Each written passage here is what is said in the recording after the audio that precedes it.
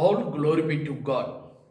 இன்றைய தியானத்திற்கு ஆதாரமாக எடுத்துக்கொண்ட திருமறை பகுதி ஏசாயா தீர்க்கதரிசன புத்தகம் 28ஆம் அதிகாரம் 16வது வசனத்தை சபையார் அனைவரும் என்னோடு கூட சேர்ந்து எடுத்துக்கொள்ளுங்கள். ஏசாயா 28:16வது வசனத்தினுடைய நான் கடைசி பகுதியை நான் வாசிக்கட்டும். எல்லாரும் வேதாகமத்தை எடுத்துக்கொள்ளுங்கள். ஏசாயா 28:16வது லாஸ்ட் பார்ட். விசுவாசிக்கிறவன் பதறான். சபையார் அனைவரும் என்னோடு கூட சேர்ந்து சொல்லுங்கள். விசுவாசிக்கிறவன் பதறான். பதற்றம் என்றால் என்ன? பதற்றம் என்னும்போது திட்டம் பண்ண முடியவில்லை. பதறுதல் என்றால் கலங்கி தவிக்கின்ற ஒரு நிலைமை. பதறுதல் என்றால் பயம், திகில், நடுக்கம் பிடித்திருப்பதை தான் பதட்டம், பதறுதல் என்று சொல்லுகிறோம். பிரியமானவர்களே, ஒரு லாரிக்கு பின்னால் இப்படி எழுதியிருக்கிறார்கள், பதறினால் சிதறிவிடுவாய். வேதம் சொல்லுகிறது விசுவாசிக்கிறவன் பதறமாட்டான். அதாவது ஒரு விசுவாசி, கர்த்தரை ஏற்றுக்கொண்டவன் நிதானமாக செயல்படுவான். நிதானமாக செயல்படுவான். ஒரு மனிதன் பதறும்போது நல்லா அவனை கவனிச்சு பாருங்க, மற்றவர்கள் மீது குற்றம் சாட்டுவான். ஒரு மனிதன் பதறும்போது கடுமையான வார்த்தைகளை பயன்படுத்துவான். ஒரு மனிதன் பதறும்போது டேபிள்ல இருக்கிற அந்த பேப்பர் வெயிட்டை லெப்ட்ல இருந்து ரைட்ல வைப்பாரு, மீண்டும் ரைட்ல இருந்து லெப்ட்ல வைப்பார். அவர் இப்படி ஒரு செயலை மாறி மாறி செய்வார். சில பேரை நான் பார்த்து இருக்கிறேன், பதறும் போது ஒரு ரூம்ல இருந்து இன்னொரு ரூமுக்கு வேகமா நடந்துகிட்டே இருப்பாங்க, வேகமா போவாங்க, யார்கிட்ட பேச மாட்டாங்க, யார்கிட்ட பேச மாட்டாங்க. பிரியமானவர்களே, வேதம் சொல்லுகிறது ஒரு விசுவாசிக்கிறவன் பதறமாட்டான், பதறமாட்டான். கோதுமை மணியை பாருங்கள், அது காற்றுக்கு முன்னால் கொண்டு வரும்போது அது அதே இடத்தில் தான் விழும். ஆனால் பதறு அது என்ன செய்கிறது? பறந்து போய் விடுகிறது. பதற்றம் நமக்கு இருக்கக்கூடாது. பக்தனாகிய மோசேயினுடைய வாழ்க்கை பாருங்கள், பதறினார். கன்மலைக்கு பேசுவதற்கு பதிலாக கன்மலையை அடித்தார். யார் கன்மலையை அடித்தார்களோ அவனால் அந்த கானானுக்குள் போக முடியவில்லை. பேதுருவை பாருங்கள், பதறினான். சூழ்நிலை குழப்பமான சூழ்நிலை, பதறினான். என்ன செய்தான்? அவர் எனக்கு தெரியாது, யார் என்று தெரியாது, சத்தியம் பண்ணி எனக்கு அறியே. அவர் என்ன செய்தான்? பின்மாற்றம் அடைந்தான். அதனால் மனம் கசந்து அழுதான். பிரியமானவர்களே, மனம் கசந்து அழுதான். நீங்கள் பதறக்கூடாது. இன்றைக்கு ஆண்டவர் உங்களை பார்த்து சொல்லுகிற வார்த்தை, நீங்கள் பதறாதீர்கள்.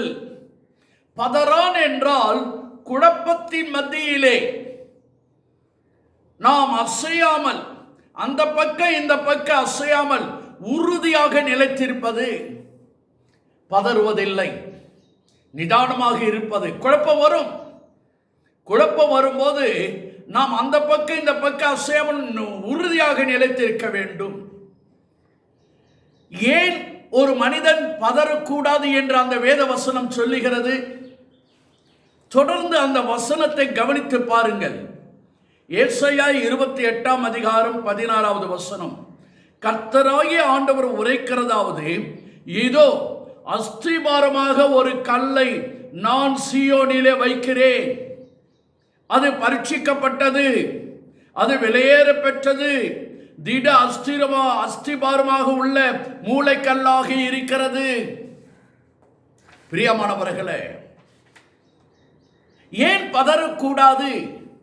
அதற்கு அங்கு காரணத்தை எழுதியிருக்கிறார் தீர்க்கதரிசி. ஒரு கட்டிடம் இருக்கிறது. அந்த கட்டிடத்தினுடைய திடமான வலிமை எங்க இருக்கிறது? அந்த கட்டிடத்தின் அஸ்திபாரத்திலே இருக்கிறது. பில்டிங் ரொம்ப ஸ்ட்ராங்கா இருக்குன்னா பவுண்டேஷன் ரொம்ப ஸ்ட்ராங்கா இருக்கணும். அதை போல மனிதன், கிறிஸ்துவன் தன் அஸ்திபாரமாகிய இயேசு மேல போடப்பட்டிருக்க வேண்டும். இயேசுதான் நமக்கு அஸ்திபாரமான கல். இயேசுதான் நமக்கு வெளியேற பெற்ற கல். இயேசுதான் நமக்கு மூளைக்கல். இயேசுதான் பரீட்சிக்கப்பட்ட கல். அந்த கல்லின் மீது நம்முடைய அஸ்திபாரத்தை போட்டு வைத்திருந்தால், அதை சார்ந்திருந்தால், அதோடு கூட இணைந்திருந்தால், நாம் எப்படிப்பட்ட குழப்பத்திலும் எப்படிப்பட்ட காலகட்டத்திலும் நாம் பதற மாட்டோம், நிலையாக இருப்போம். நாம் தாழ்மையாக சொல்லட்டும், உங்க வாழ்க்கையிலே ஒரு மனிதனை சாராதீர்கள், செல்வத்தை சாராதீர்கள், சொல்வாக்கை சாராதீர்கள், யாரையும் சாராதீர்கள். கண்மலையாகிய இயேசுவை மட்டும் விசுவாசிங்கள். கண்மலையாகிய இயேசுவா என்று சொல்லக்கூடிய அந்த வேத வசனத்தை நம்புங்கள், விசுவாசிங்கள், வாசியுங்கள், தியானிங்கள், அதன்படி வாழுங்கள். இந்த உலகத்தில் குழப்பம் வரும், இந்த உலகத்தில் உபத்திரம் வரும். ஆனாலும் நாம் பதறாமல் நிலைத்து நிற்க முடியும். அசைக்கப்படுவதில்லை, பதறுவது இல்லை. நாம் தேவனை சார்ந்து இருக்க வேண்டும். அவர்தான் அஸ்திபாரமான கல். அது சபைக்கு மட்டுமல்ல, குடும்பத்திற்கும் அதுதான் அஸ்திபாரமான கல். பிரியமானவர்களே, திருமறையிலே பல கதாபாத்திரங்கள் வாழ்க்கையிலே பலவிதமான சூழ்நிலைகள் தாக்கினது. பல கதாபாத்திரங்களிலே பலவிதமான குழப்பங்கள் உருவானது.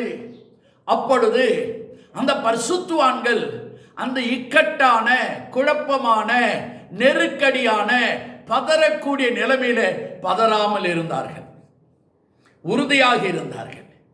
அதில் பல சம்பவங்கள் எனக்கு ஞாபகத்துக்கு வந்தது. நேரத்துக்கு ஏற்றாற் போல பேசட்டும், குறித்துக் கொள்ளுங்கள். திருமறையில் பயங்கரமான காட்சி பார்த்த ஒரு கதாபாத்திரம். அவர் அங்கே பதறாமல் இருந்தார்.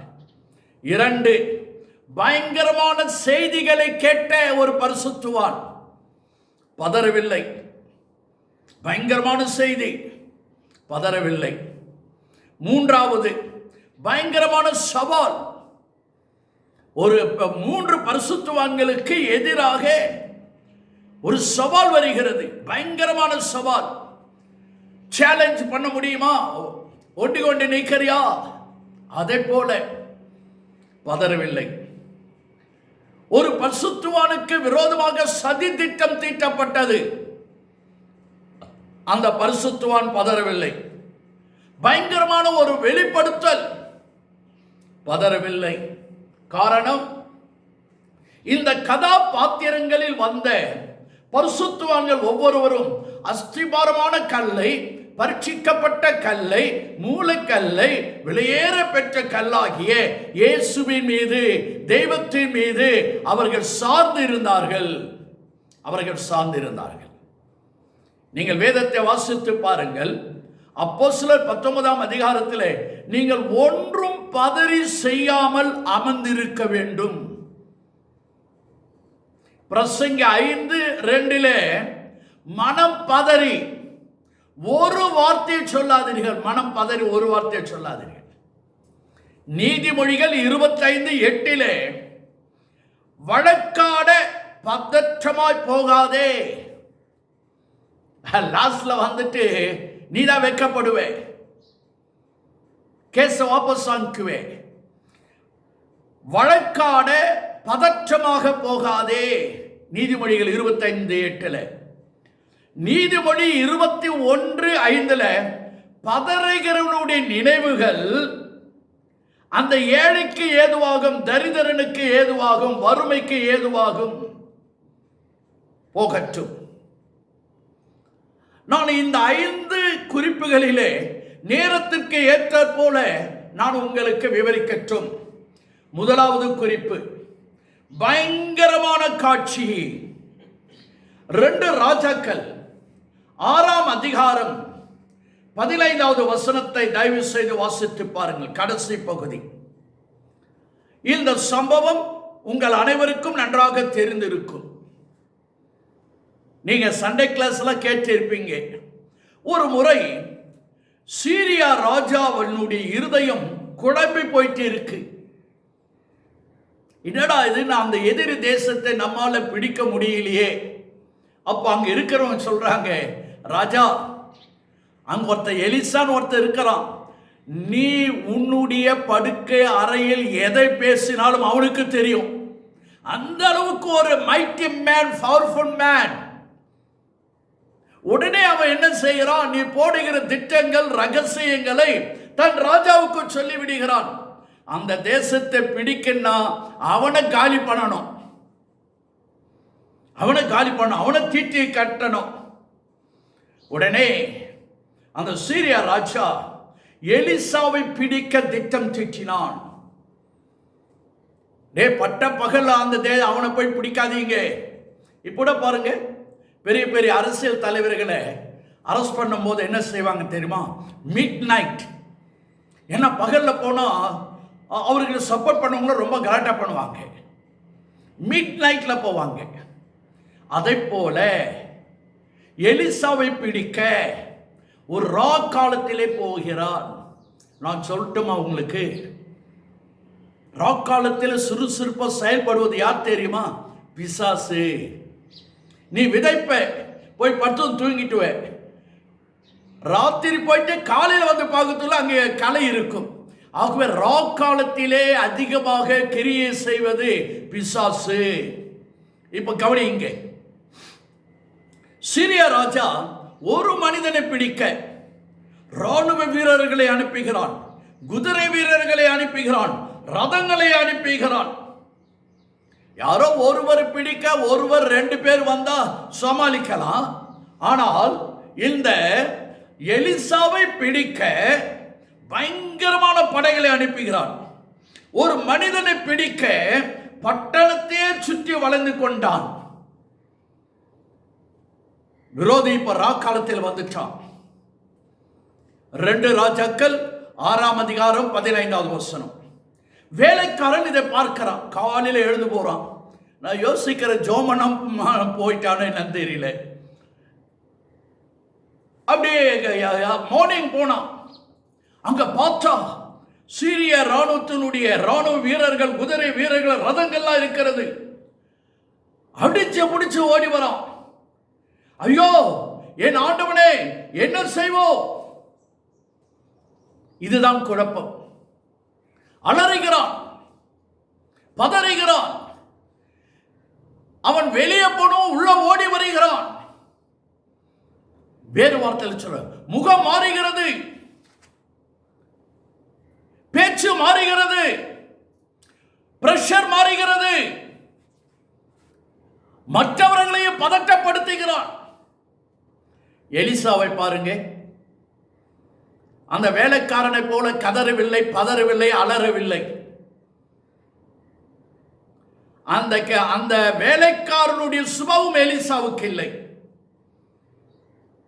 எலிசா வேலைக்காரனோடு கூட சேர்ந்து கொண்டு ஐயோ நம்ம என்ன செய்வோம் என்று அலறினார்களா? இல்லை, இல்லை. நீதிமொழிகள் 21ஆம் அதிகாரம் 5வது வசனத்தை நீங்கள் வாசிக்கும் போது பதறுகிறவனுடைய நினைவுகள் தரித்திரனுக்கு ஏதுவாகும், வறுமைக்கு, அதாவது கஷ்டவாளிக்கு ஏதுவாகும். மாறாக அங்கே எலிசா சொல்லுகிறார், பயப்படாதே. ஏயா, சீயோனிலே நமக்காக வைக்கப்பட்ட கல் இருக்கிறது. அது தலைக்கல், அது மூளைக்கல். அதை நாம் நம்புவோம். விசுவாசித்தான்.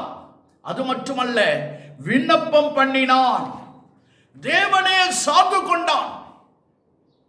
நான் சொல்றேன், குழப்பம் வருது, அந்த குழப்பத்தை பார்க்காதே. ராணுவ வீரர்கள் தலைவர்கள் குதிரைகளே பார்க்காதே. நீ பார்க்கக்கூடிய ஒரு இடம் உண்டு. அதுதான் இயேசு, அதுதான் மூளைக்கல், அதுதான் தலைக்கல், அதுதான் விலையேறப்பட்ட கல். அவரை பாரு. அங்கிருந்து உனக்கு ஒத்தாசை வரும், அங்கிருந்து உனக்கு பலன் வரும். பிரியமானவர்களே, அந்த வேலைக்காரனோடு சேர்ந்து அவன் அலறவில்லை, ஜெபிக்கிறான், தெய்வத்தை பார்க்கிறான். விண்ணப்பம் பண்ணினான் என்று சொன்னால் தெய்வத்தை நோக்கி பார்க்கிறான். என்ன ஆச்சரியம்! உலகத்தில் இருந்து வந்த சீரிய படைகள், சாதாரண குதிரைகள், சாதாரண ரதங்கள், சாதாரணமான குதிரை வீரர்கள். ஆனால் தெய்வத்தை பார்த்தவனுக்கோ, தேவனை நோக்கியனுக்கோ, தேவனை பார்த்து பேசினனுக்கோ அக்கினிமயமான குதிரைகள், அக்கினிமயமான ரதங்கள். உலகத்தில் இருப்பவர்களை நம்மில் இருப்பவர் பெரியவர். பதறாதீர்கள், முழங்கால் படியிடுங்க, கர்த்தரை நோக்கி பாருங்க. நான் ஏதோ வேதாகமத்தில் இருப்பதை பிரசங்கிப்பதாக நினைக்காதீர்கள். என்னுடைய தனிப்பட்ட வாழ்க்கையிலே, என்னுடைய ஊழியத்திலே எத்தனை பயங்கரமான காட்சிகளை நான் பார்த்திருக்கிறேன். ஆனால் தேவனை நோக்கி பார்ப்பது உண்டு. இரண்டாவதாக பயங்கரமான செய்தி, யோபு முதல் அதிகாரம் 16 வாசித்து பாருங்கள். பக்தனாகிய யோபுக்கு திரும்ப திரும்ப திரும்ப துர்செய்திய வந்தது. நல்ல செய்தி இல்லைங்க. செத்துட்டாங்க, ஒட்டகம் செத்து போச்சு, அந்த மாடுகள் செத்து போச்சு, ஏறு உழுவுத்து செத்து போச்சு, பிள்ளைகள் செத்துட்டாங்க, வீடு இடிஞ்சு போச்சு. இப்படியே துர்செய்தி வருகிறது. நான் சொல்லிட்டோம், உங்களை சுற்றிலும் இருப்பவர்கள் உங்களுக்கு நல்ல செய்தியை கொண்டு வர மாட்டாங்க, துக்க செய்தியை கொண்டு வருவார்கள். நான் என்னுடைய ஊழியத்தில் அநேக விசுவாசிகள் நல்ல செய்தியை எனக்கு சொல்ல மாட்டாங்க. போனஸ் வந்திருக்கு பாஸ்டர், ப்ரொமோஷன் வந்திருக்கு பாஸ்டர், என் பையனுக்கு அப்படி இருக்கு, என் வீட்டுக்கு இப்படி இருக்கு, என் மாமனார் ஹெல்ப் பண்ணா, இல்லை என் பையன் நல்ல ஹெல்ப், அதை சொல்ல மாட்டாங்க. வியாதியே சொல்லுவாங்க, கஷ்டத்தையே சொல்லுவாங்க, நஷ்டத்தையே சொல்லுவாங்க. பக்தனாகிய யோபுக்கு கொண்டு வந்தது செய்தி எல்லாம் துர்செய்தி. இந்த துர்செய்தி கேட்டு ஹார்ட் அட்டாக் வரலைங்க. கிராமத்தில் தந்தி ஒன்று வந்துச்சுன்னா ரொம்ப பயப்படுவாங்க. பக்தனாகிய யோபு தேவனையே சார்ந்திருந்தான். பக்தனாகிய யோபு இயேசுக்கு டாட்டா காமிக்கல. துர்செய்தி மேல துர்செய்தி வந்த சபைக்கு டாட்டா, பைபிளுக்கு டாட்டா, பாஸ்டருக்கு டாட்டா என்று சொல்லல. யோபு தரையிலே விழுந்து தேவனை முறுமுறுக்கவில்லை, தேவனை கேவலமாக பேசவில்லை, விட்டு தூரமாக போகவில்லை, பணிந்து கொண்டான். கர்த்தருக்கு தோத்திரம் செலுத்தினான், கர்த்தருக்கு தோத்திரம் செலுத்தினான். மூன்றாவதாக நான் சொல்லி முடிக்கட்டுமா? தானியேல் 3 அதிகாரம் 15வது வசனத்தில், உங்களை என் கைக்கு தப்புவிக்க போகிற தேவன் யார்? ஏன் தேவர்களுக்கு ஆராதனை செய்யாமல் இருக்கிறதுனாலே அவன் என்ன சொல்றான்? ஏன் தேவன் ஏன் கைக்கு. இப்போ யுத்தம் யாருக்கு தெரியுமா? இந்த 3 பரிசுத்தவான்களுக்கு அல்ல. இந்த யுத்தம் இப்பொழுது நடக்கிறது. இந்த யுத்தம் ராஜாவுக்கும் தேவ பிள்ளைகளுக்கும் அல்ல, உலகத்தில் இருக்கிற விக்கிரகத்திற்கும் இஸ்ரவேல் தேவனுக்கு யுத்தம். என் கைக்கு. என் கை, என் கையினுடைய காட்டில பலன் உள்ளது இல்லை. என் கையிலே அதிகாரம் இருக்கிறது, வல்லமை இருக்கிறது. நான் எதை நினைத்தால் அதை செய்வேன். தேவ பிள்ளைகள் நிதானமாக பேசுகிறார்கள். ராஜாவாகிய உங்களுடைய கைக்கு நீங்களாக்கி விடுவிப்பார். நான் சொல்லட்டும், அவனை போல உங்க ஆபீஸ்ல, உங்க குடும்பத்தில், நீங்கள் வாழ்கிற பகுதியில் உங்களுக்கு சவால் வரும்போது அமைதியாக மென்மையாக பேசுங்க. நடந்தது என்ன தெரியுமா? 4வது ஆள் அங்கு வந்து விட்டார், நடுவிலே வந்து விட்டார். உன் குடும்பத்திலே வருவார், கொடுக்கல் வாங்கலிலே வருவார், சபையிலே வருவார், உன் வாழ்க்கையிலே நடுவிலே வருவார். அவர் என்ன செய்வார்? காப்பாற்றுவார். எல்லாரும் முழங்கால் படிடுவோம், எல்லாரும் முழங்கால் படிடுங்க. விசுவாசி பதறாமல் இருப்பதற்கு காரணம், அந்த மூளைக்கல் அஸ்திபாரணமான கல்லை சார்ந்திருக்க வேண்டும். உன் வாழ்க்கையில பயங்கரமான காட்சியா? இதுவரைக்கும் நான் அப்படி பார்த்தது இல்லை பாஸ்டர். கலங்காதே, விண்ணப்பம் பண்ணுங்க. அந்த பயங்கரமான காட்சிகளை பார்த்து நீங்கள் ஃபெட்டப் ஆயிடாதீங்க. 2, பயங்கரமான ஒரு செய்தி வருகிறது, துர்செய்தியே வருகிறது. ஆராதியுங்க, துதியுங்க, ஜெபியுங்க, கர்த்தர் சமூகத்துக்கு நாடுங்க, கர்த்தரை முறுமுறுக்காதீங்க. 3வதாக சவால், உன் தேவனா என் தேவனா, என் கை அவ்வளவு பயங்கரமானது, அதிகாரம் உள்ளது. நீங்கள் மென்மையாக பேசுங்க, நீங்கள் சொல்லுங்க, நான் ஆராதிக்கிற ஆண்டவர் எனக்காக என்னோடு கூட இருக்கிறார், அவர் தப்புவிக்க வல்லவர். ஒப்பு கொடுங்க, விசுவாசி பதறா.